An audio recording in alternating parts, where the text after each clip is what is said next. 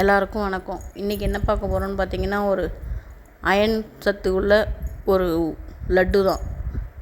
அதுக்கு என்னென்ன தேவை, எப்படி செய்யலான்னு பார்க்கலாம் வாங்க. அதுக்கு ஃபஸ்ட்டு அடுப்பில் ஒரு பேன் வச்சுக்கணும். பேன் வச்சு ஃப்ளாக்ஸ் சீட் ஒரு 50 கிராம் அளவுக்கு இருக்கும், அதை எடுத்துக்கணும்.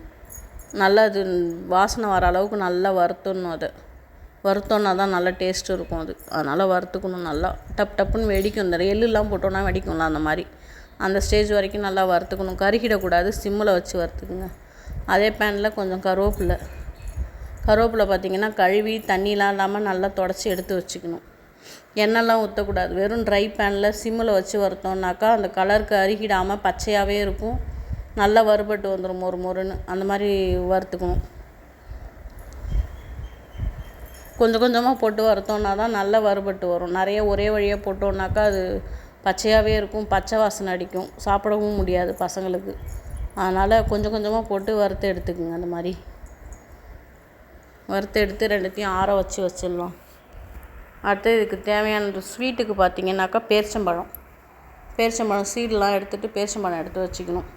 பேரிச்சம்பழம், முந்திரி, பாதாம் இதெல்லாம் நெய்யில் வறுத்து போட்டுக்கணும். நான் அது மிஸ் ஆகிடுச்சு வீடியோ, அதனால் போட முடியல.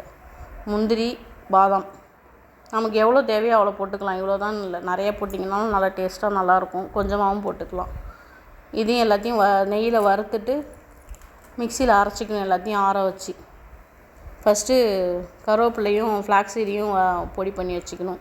ஃப்ளாக்ஸீடை கொஞ்சம் நான் குறைன்னு பொடி பண்ணியிருக்கேன். நல்லா நைஸாக அரைச்சிக்கிட்டிங்கன்னா இன்னும் நல்லாயிருக்கும். கருவேப்பிலை நல்லா நைஸாகவே அரைச்சிக்கலாம். அரைச்சி இந்த மாதிரி இருக்கும். இதுக்கு ஸ்வீட்டுக்கு பார்த்திங்கன்னா வெறும் இந்த பேரிச்சம்பழம் வச்சுருக்கோம்ல, அது மட்டும்தான். அது மாதிரி அரைச்சிக்கணும். பேரிச்சம்பழம், முந்திரி பருப்பு, பாதாம்லாம் போட்டு நல்லா அரைச்சிக்கணும். அரைச்சி அதையும் இதில் எடுத்து போட்டுக்கணும். ஒரு 2 ஸ்பூன் நெய் ஊற்றி நல்லா மிக்ஸ் பண்ணிக்கணும். இது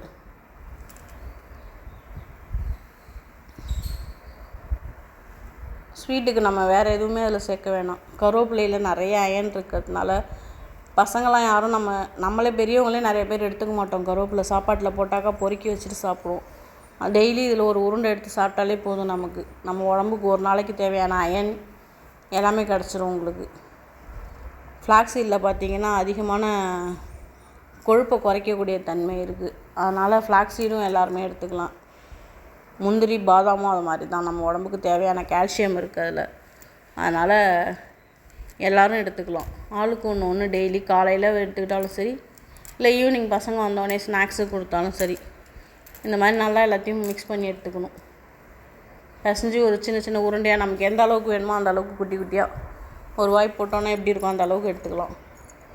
உருட்டி எடுத்து வச்சு ஒரு கண்ணாடி பாட்டிலில் போட்டு வச்சிட்டோன்னா ஃப்ரிட்ஜ்லேயே வைக்க வேணாம், வெளியில் வச்சாலே நல்லாயிருக்கும். அது கொஞ்சம் நாழி ஆக நல்லா இறுகிடும். எல்லோரும் செஞ்சு பாருங்கள், சாப்பிடுங்க. சாப்பிட்டு பார்த்துட்டு எப்படி இருந்துச்சின்னு சொல்லுங்கள். இல்லை வேறு எப்படியாச்சும் செய்யலான்னாலும் எனக்கு சொல்லுங்கள்.